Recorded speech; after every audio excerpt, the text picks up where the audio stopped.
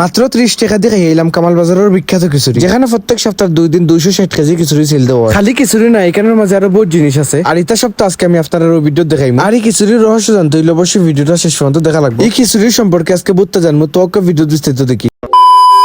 আসসালামু আলাইকুম, আমি আপনার লগে আছি সাইদুল বাশার শাহ। মূলত আজকে বৃহস্পতিবার কোচিং শেষ করে বাড়ি গেলাম কামাল বাজারের উদ্দেশ্যে। কামাল বাজার যাইবার একমাত্র রহস্য হইল গিয়া গাছতলার খিচুড়ি খাইবা লাগে। হাউজিং স্ট্রিট থেকে 30 থেকে 35 মিনিটের জার্নি করিয়া আমি গেলাম কামাল বাজারের মেইন স্পট। আর আপনারা কামাল বাজারের ঢুকার বাদেও দেখিলিবা গাছতলার নিচে বড় খিচুড়ির দোকান। আর একটা জিনিস, সিলেট শহরের ভিতরে বা সিলেট শহরের বাইরে এর ঐতিহাসিক খানির দোকান পাইতে হইলে আমার ফলো করা লাগবে। আমার এডিট নয়া হইয়া থাকলে অবশ্যই এডিটটা ফলো করবা। আর কোন জায়গা থেকে আমার ভিডিও দেখলে অবশ্যই কমেন্টে জানাইবা। কামাল বাজারের এই খিচুড়ির দোকানটা প্রায় 70 থেকে 80 বছর আগের পুরানা। অনলাইনে কাটাকাটি করিয়া জানতে পারলাম এগুর মূল প্রতিষ্ঠাতা হইলে গিয়া মরহুম আব্দুল বাড়ি। সর্বপ্রথম কয়েক দশক আগে মরহুম আব্দুল বাড়ি এই খিচুড়ির দোকানটা প্রতিষ্ঠা করছিল। হয়তো এটা ব্রিটিশ আমলে অত বেশি জনপ্রিয় আছিল না। আর প্রায় 80 বছর আগে কামাল বাজার একটা ছোট গ্রাম আছিল, যেটা আমরা দরিয়া নিতে পারি। আস্তে আস্তে গ্রামটাও বড় হয়েছে আর খিচুড়ির দোকানটা অনেক বেশি বড় হয়েছে। আর সব থেকে মজার বিষয় হইল গিয়া এই দোকানের কোনো নাম বা সাইনবোর্ড নাই। সিলেট শহরের বেশিরভাগ মানুষই কিন্তু কামাল বাজারের বটতলার খিচুড়ি হইলেও চিনবা। আর আমি প্রায় 2 ঘন্টা এখানে আসলাম, আমার কাছে 1 মিনিটও লাগিও বাদ লাগছে না কোনটা। আর বাদ লাগার কথাও না, একটা গ্রাম লেখা। এখানে গেলে আপনারা টাটকা ফলমূল, শাকসবজি, মুরগি, হাঁস সপ্তাহ পাইলিবা। আর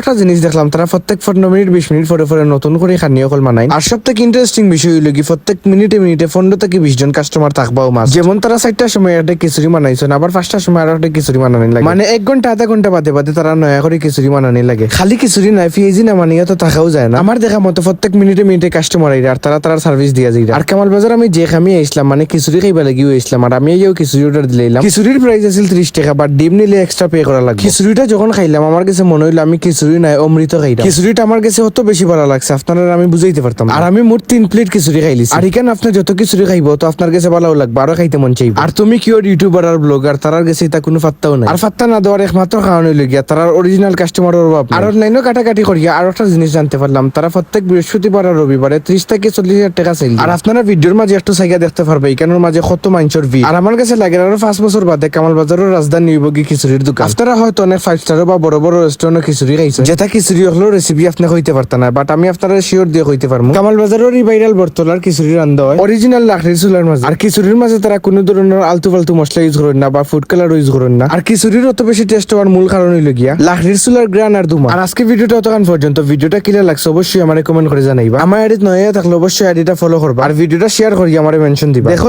নেক্সট কোনো ভিডিওতে। আসসালামু আলাইকুম।